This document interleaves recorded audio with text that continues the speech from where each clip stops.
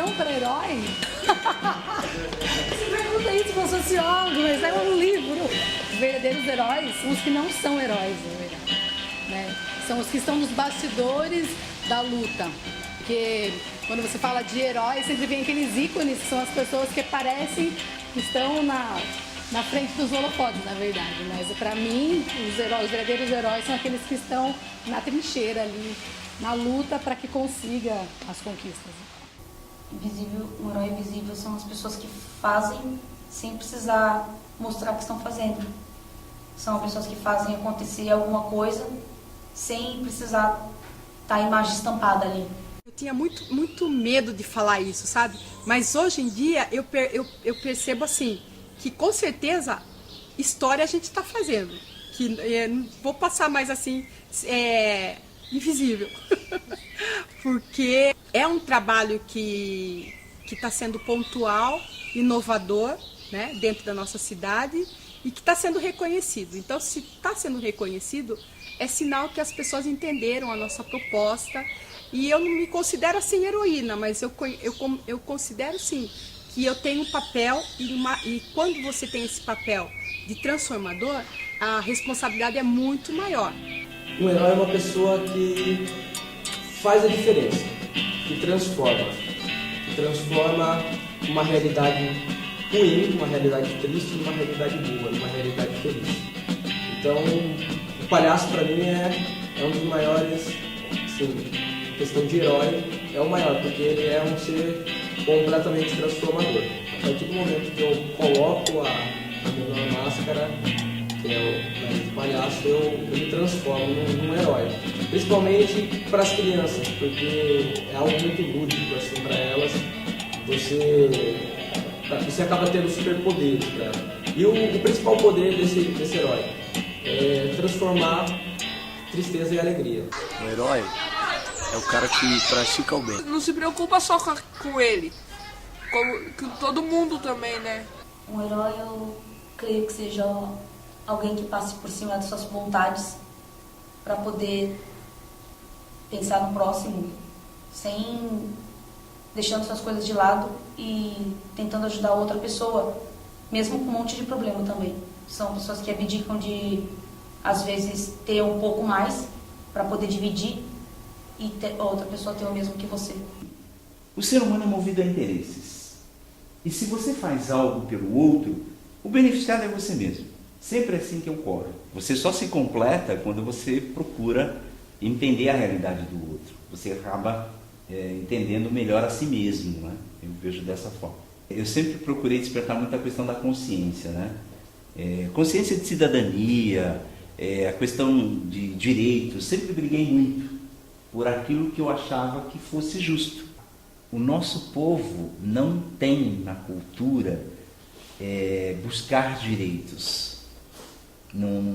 E quando às vezes vai se reivindicar direitos, por vezes se faz de forma truculenta, de forma errônea, de forma agressiva, né? Não se discute caminhos para construir políticas públicas. A proposta da organização nada mais do que construir muitas políticas públicas. E quando eu comecei com duas criancinhas, peguei duas criancinhas muito pobrezinhas, que estavam comendo lixo dentro do container, que eu vi comendo lixo, peguei e pôr aqui dentro para me dar alimento para elas. E eu peguei e comecei nesse meio tempo, eu trazia a comida da minha casa, o almoço, preparava o almoço, minha esposa preparava o almoço e eu trazia, daquelas comia e daqui eu mandava elas para o parquinho, para a escolinha. E aí eu comecei a trabalhar sem parar e estou trabalhando até hoje. Já vai fazer 21 anos, correndo, trabalhando sem parar, que eu não paro. Sempre, desde quando fundei o projeto, eu corro atrás e estou aqui nessa luta, em bem das crianças.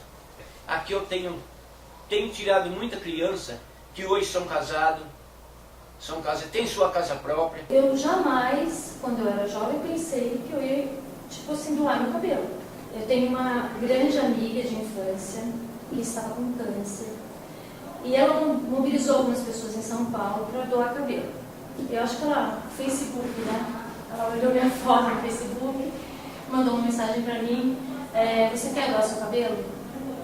tô juntando gente para fazer peruca pra gente em tratamento com câncer. Eu achei que fosse um cabelo, uma peruca. Cheguei na pessoa que faz peruca e falei, olha, eu quero cortar meu cabelo para doar, eu quero fazer peruca para pessoas em tratamento com câncer. Como é que eu faço? Aí ele falou, ó, você tem que separar seu cabelo por mechas, tudo elastiquinho, tudo separadinho, cortar e depois você faz esse corte. Só o seu cabelo não dá uma peruca. Você precisa de 7 cabelos compatíveis com o seu. Eu olhei e falei, bom, 7 cabelos igual ao meu, aonde eu vou arrumar, né? O Pedro Dória, que é o que faz a peruca, ele falou, por que você não lança uma campanha e de repente você mobiliza mais pessoas para fazer doação de cabelo? Eu achei que eu ia chegar em qualquer pessoa e falar, você quer doar seu cabelo? Eu ia falar, lógico, igual eu falei. Mas isso não acontece. Isso não acontece, é muito difícil uma pessoa querer doar o cabelo. Mesmo porque as pessoas não sabem que ela pode doar só um pedacinho. Para fazer peruca para pessoas com câncer, você não precisa de uma operação enorme de cabelo. Você não precisa deixar o seu cabelo crescer até aqui. Nada disso. Você pode doar pouco. Você pode cortar, acho que 10 centímetros, 6 centímetros, isso vai dar para você doar. Eu e mais um monte de gente, todas heroínas, temos um projeto que chama Girls Rock Camp, né? O Girls Rock Camp Brasil. É em inglês porque é um projeto que começou nos Estados Unidos e a gente resolveu trazer para o Brasil para fazer atividade aqui. É um acampamento de férias com vivências musicais, exclusivo para meninas. É uma semana de atividades e na semana de atividades as meninas de 7 a 17 anos têm a oportunidade de aprender um instrumento, dentre eles guitarra, baixo, bateria, voz e teclado. Elas aprendem o instrumento, compõem uma canção original e fazem uma apresentação da música que elas compuseram durante a semana. Eu cresci ouvindo sempre a história de um sítio rural pertencente à minha família, na região de Campinas, mais precisamente no município de Capivari. Era um ponto de encontro. Toda a família se reunia nesse sítio. E minha tia, um dia numa visita que eu fiz a ela virou e falou assim, ó, Carlos, só eu tenho a história daquele lugar para poder contar e passar para você ou para as outras gerações. E se eu morrer, vocês vão perder isso. Isso me incomodou muito. Eu falei, não, nós não podemos perder essas terras. Eu comecei uma caminhada de buscar meios e informações de como nós poderíamos regularizar essas terras. O objetivo era resolver um problema que eu até então entendia que era da minha família. Eu não achava que era um problema a nível nacional. Foi daí que eu comecei realmente a busca, a pesquisa e entendi a necessidade de formar uma organização não governamental. Assim começou a história da Organização Família Brasil. Mas quando você chega dentro do hospital, onde a realidade é totalmente assim, você não espera que você vai encontrar lá, e você se depara com várias situações, com pessoas que estão muitas vezes à beira da morte, ou principalmente com crianças que estão totalmente debilitadas. E você chega lá e percebe que você fez a diferença, que você mudou o dia dela, que você transformou aquela tristeza toda, e pelo menos um momentinho de alegria, não tem nada que pague. E no asilo você acaba sendo um pouco menos palhaço e um pouco mais humano. Então você tende a ouvir mais, você tende a dar uma atenção especial, porque infelizmente é muita carência. Quilombinho surgiu justamente com o objetivo de valorizar e resgatar a cultura afro-brasileira. Porque os quilombos eram assim, era o lugar que as pessoas surgiam justamente para exercer sua cidadania, de liberdade, de conquista, de estar lá exercendo algo que a sociedade estava impedindo você de fazer. Então, foi justamente esse motivo porque se chama Quilombinho. Quilombinho, para mim, é um lugar que resgata criança que fica aí nas ruas, traz para cá para ter uma vida melhor, um futuro melhor. Então, normalmente, as pessoas falam Quilombinho, acham assim, nossa, lugar assim que, estão tendo da rua, então tá todo mundo, qualquer criançada sem dar medo tá junto, porque tem pessoas que têm esses preconceitos. Então, quando entra aqui, nós trabalhamos o preconceito, né? Tanto o preconceito, dependendo da cor, da pele, né? da pessoa. Então, eu também aprendi isso, né? Então, para mim foi um ensinamento entrar aqui no Quilombinho. Elevador é fácil.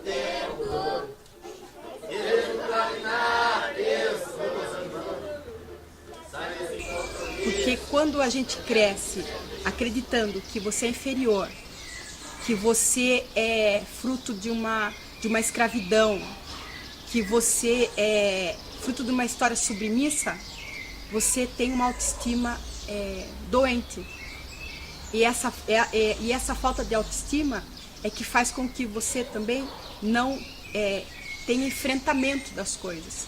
Eu acho que isso é muito importante, você se apoderar da sua história. E quando eu falo se empoderar da história, eu não estou falando só de crianças negras, eu estou falando de todas as crianças. Porque quando você deixa de atender uma etnia para valorizar outra, você está deixando aleijada duas etnias. Uma que vai se sentir superior e outra que vai se sentir inferior.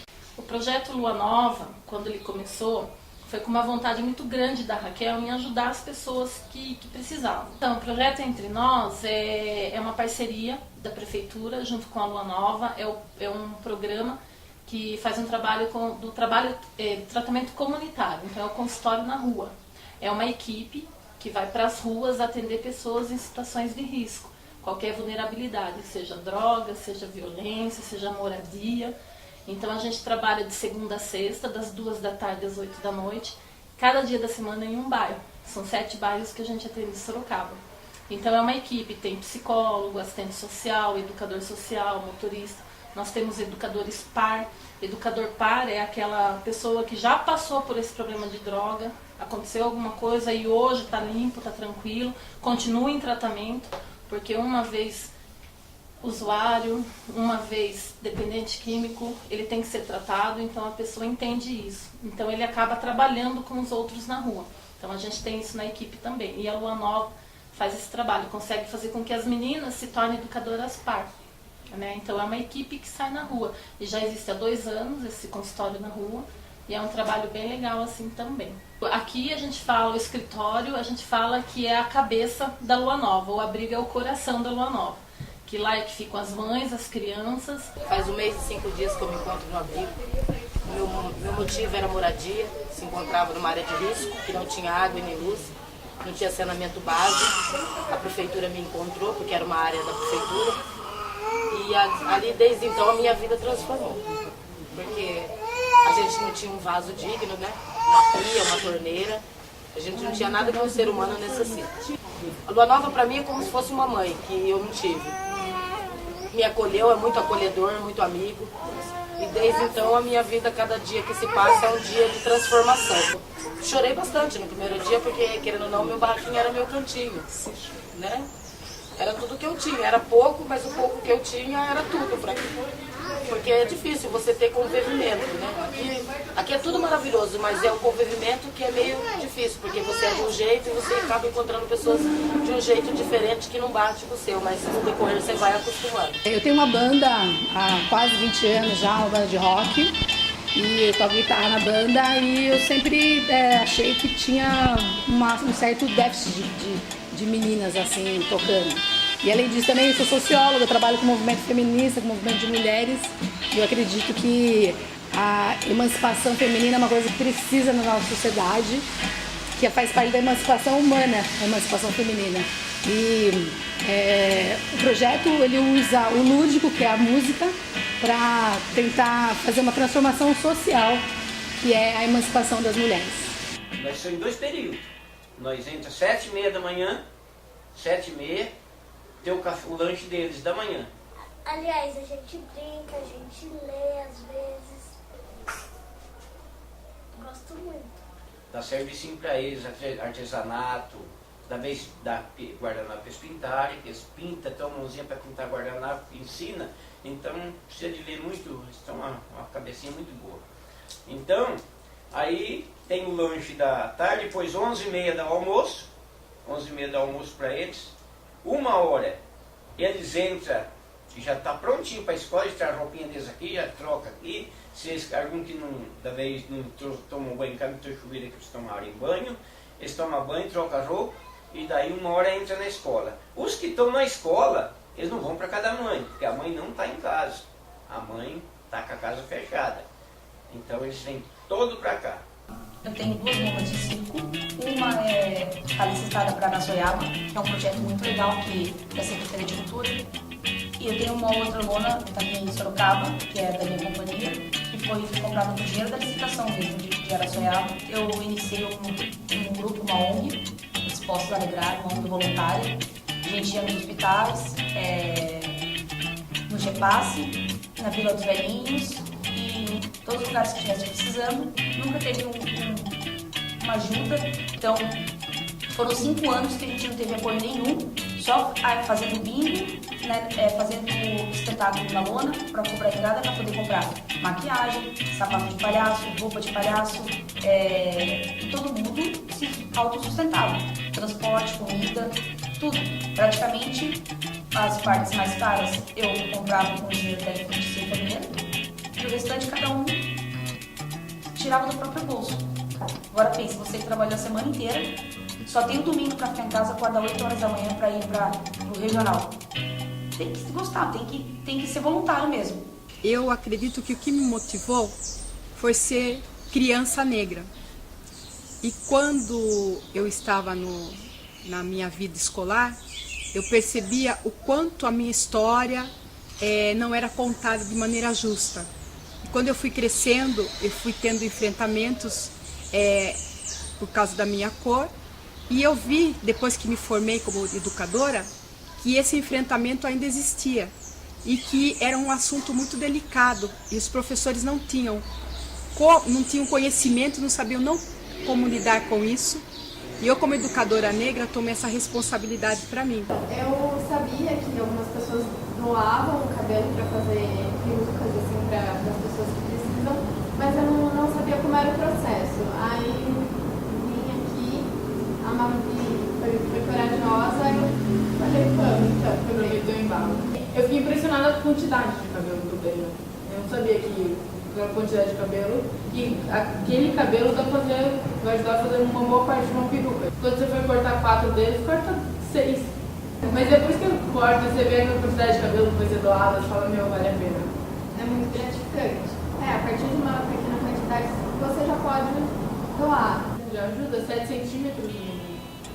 Eu já participei desse projeto nos Estados Unidos, e eu comecei a ir para lá em 2005. E lá que eu conheci a atividade, o primeiro que surgiu nesse formato foi em 2001, em Portland, Oregon, que é na cidade que eu vou para participar e tal. E no Brasil, na América Latina, é a primeira vez que acontece, que foi esse ano, em janeiro, que aconteceu. E aí agora em 2014 a gente vai fazer de novo. E nesse de 2013 teve a participação de meninas do Brasil inteiro. Teve meninas de Florianópolis, de Minas Gerais e tudo quanto é lugar aqui para Sorocaba para fazer atividade aqui com a gente. A proposta inicial, na verdade, não é nem assim de formar bandas e todo mundo sair famoso e tocando e estourando na fama. A questão é emancipação, ou seja, através da música, uma menina que é toda tímida lá, que nunca pegou no instrumento, ela começa a tocar e ser mais ela, entendeu? Ela pode ser uma advogada, pode ser uma médica, pode ser o que ela quiser. Eu não acho eu acho que ele faz rola um divisor de águas, assim, depois de você participar da atividade. Eu sou muito orgulhosa de fazer parte disso, porque dá pra perceber olhos vistos, assim, do jeito que uma menina tímida entra e o jeito que ela sai. De saber se eu sou mais eu toco mesmo, não tem, sabe, a coisa de atitude, assim, que o rock and roll proporciona. Né? E aqui, rock and roll e feminismo é tipo, tamo ali, junto. Logo saiu o reconhecimento desse território como terra remanescente de quilombos, eu me senti na obrigação de fazer alguma coisa. Eu sabia que estava fazendo um trabalho que era muito sério, eu sabia da importância disso tudo, mas eu não imaginava as consequências disso. Eu só fui dar por mim das consequências desse trabalho quando o meu telefone começou a tocar. Como que vocês conseguiram regularizar aquelas terras? Eu falei, olha, é um caminho muito longo, mas qual o seu interesse? Aí que eu comecei a ter uma noção do tamanho do problema. Aí começaram a ligar pessoas de outras regiões, não só do interior do estado de São Paulo, Nós lutamos há 40 anos, nós lutamos há 60 anos, nós temos lá 20 famílias nas nossas terras, nós nunca conseguimos, nós pagamos advogado. Eu falei, nossa gente, como isso é sério? Porque muita gente precisa disso. Mas o que mais me deixou feliz realmente nesse processo todo, que foi muito bom, porque começou a gerar um sentimento dentro desses demais herdeiros que fazem parte dessa comunidade, um sentimento de pertencimento, um sentimento de autoestima. Aqui está a minha história, um sentimento de orgulho. Então essas famílias, no caso, quilombolas de Capivari, elas começaram a ganhar dignidade, ganharam um nome, porque houve o resgate da história, por conta da história, ganhou-se visibilidade. Aí a gente começou a perceber que esse trabalho, ele começava a gerar oportunidade de inclusão social. Eu vi que aquilo era maravilhoso, falei, nossa, mas o Brasil tem que ter uma coisa assim também. Né? Tanto que demorou muito tempo, demorou 7 anos até eu conseguir fazer mesmo. Não só eu, mas todo mundo que está junto comigo. A gente conseguir fazer demorou 7 anos, desde a primeira vez que eu fui nos Estados Unidos. Porque é um projeto gigante, é enorme, você tem que fazer um... Né? E também lidar com crianças é uma coisa trabalhosa, assim, é difícil, não o cotidiano em si, os 5 dias, mas tudo antes, a responsabilidade, os pais, não sei o quê. Então, assim, é uma coisa que exige muita responsabilidade de quem organiza e muita responsabilidade de quem está ali trabalhando também. Então, pode participar mulheres da atividade, tanto para ensinar quanto para aprender. Então, já tinha algum contato de movimento de mulheres, movimento feminista, das bandas de meninas e tal. Então, fiz um chamadão assim, quem gostaria de trabalhar com a gente, quem gostaria de participar da atividade. E a gente teve 75 inscrições de voluntariado, sendo que a gente precisava só de 30. O Quilombinho existe há 10 anos. Ele começou no Clube 28 de Setembro, em 2013. E em 2005 nós viemos para cá, que é o espaço cultural, que era o espaço cultural do Paulo Betti, que também é nosso parceiro agora. E a partir do momento que a gente acreditou no sonho, nós saímos a campo e começamos então a colocar em prática as nossas ações, que foi justamente reunir crianças da nossa vizinhança, dos nossos amigos. Foi assim que a gente chegou lá no Clube 28 de Setembro também. E aí nós começamos a trabalhar com 15 crianças, nosso sonho começou assim. As pessoas foram conhecendo o nosso trabalho e foram se agregando a nós. Com o mesmo, porque são pessoas que tiveram o mesmo sonho de transformar através da educação. Não, nem da prefeitura, nem desse partido, esse lado aí não tem ajuda. É só do povo mesmo. Que aqui é assim, aqui a minha ONG é a mais pobre, que nem eu falo. Sempre a mais pobre e a mais rica de Sorocaba. Não entra dinheiro, mas não falta o alimento para as crianças comerem. Tem com fartura, todo dia tem. Inclusive a Márcia agora está cascando uma brobrona para fazer doce de abóbora para eles. Amém.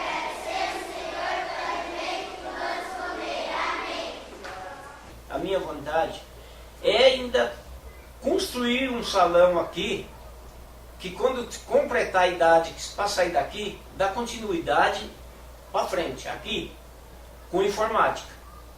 É o que eu estou querendo, fazer isso aí, que a gente está juntando aqui informática aqui para eles ficarem aqui para continuar aprendendo aqui dentro.